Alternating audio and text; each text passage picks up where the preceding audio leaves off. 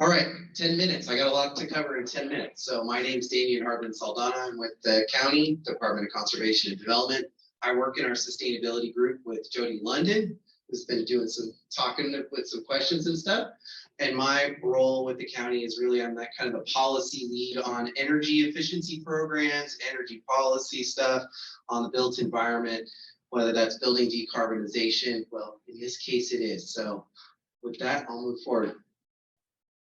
Okay, to get things started, kind of to set the stage. Well, in my presentation, we're going to be talking about what the county's doing for all electric buildings for existing buildings. As you've heard from others, we already have an ordinance for new construction for buildings to be all electric. So we're going to be talking about existing buildings. Well, why? Why do we care about existing buildings? Well, here's our updated information. And as you can see here, our 19% of our residential energy comes from our buildings, right? And then we've got non-residential energy, 11%. So that's a big pie of our greenhouse gas emissions. So we really want to focus on buildings. How do we do that? All right. So what we started embarking on in basically fall of 2021 was we got selected to participate in all electric buildings cohort, which was with 9 other jurisdictions across the state. We had to apply for this. So 10 jurisdictions worked together, and we got a whole bunch of resources thanks to RMI and Emerald Cities Collaborative. That was a cohort to tell us how to deal with buildings to make buildings all electric or decarbonize our buildings, right? So we started working on that. We started learning a bunch of stuff. We started doing research, and they helped us get a roadmap outline figured out and help us along the way as local governments on this journey, I should say. It's been quite a journey. And then we presented to our Sustainability Commission. We recently presented this week to our Sustainability Committee. What are the two differences? Our committee has John Joy on it and Supervisor Glover and Supervisor Joya. Our commission is a 17-member advisory body. We've presented to them several times to get feedback on the outline of our roadmap, and that's what I'm going to be talking about. So what is in our roadmap? It's basically a lot of the stuff we've already been talking about. So they've kind of set the stage. So our background kind of covers what are the benefits of electrification, health benefits, other things. And then we talk about what are all the state and regional and local policies and programs. That's going to be in our roadmap. Our roadmap is not yet out yet. It is expected to be out this summer though. And then we're really looking at what's going on in our building. So we start doing some initial building inventory analysis. One big issue is cost analysis. Where's the low-hanging fruit? What homes could be easily electrified at a low cost? What are the type of building types that we need to make it low cost to do it, and how to do it? And then what are policy options on that? And then the biggest focus on what we learned on how to do this roadmap and get our communities engaged was it was really about equity in our frontline communities. And how do we get them educated about the benefits of building electrification? How do we get those people at the table? And also workforce development. How does that all link? Because it's all about contractors. It's all about education as well. Okay, so my big focus is on equity and community engagement.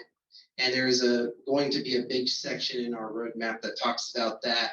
And it is what we've learned is working closely with community-based organizations within those impacted communities or frontline communities, gaining trust with the county government, understanding that we're here to help and we're here to educate you about the benefits of it. And here are the resources to help you out, such as rebates, such as incentives, such as all this IRA funding that's coming down the pipeline. How do we get the word out, right? So part of it is all about that.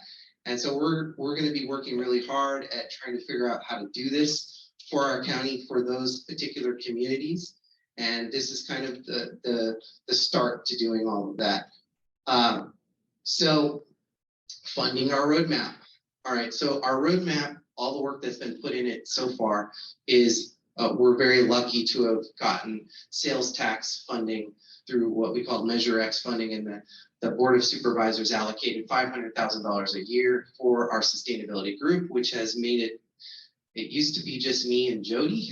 It is now like 5 people because of that funding, and that allows us to do this work. And Adam from our team, Adam Scarborough, helped develop a lot of the roadmap with my guidance. And so we're hoping that we'll be finally up and running with a roadmap for the public to review and provide comment on soon in July is my expectation. But what are the gaps that we need to get things done? It's our cost analysis. We really need to figure out like what the buildings look like. We've done a preliminary analysis. The big issue being this panel upgrade thing with these old homes, the time it takes to get a panel upgrade.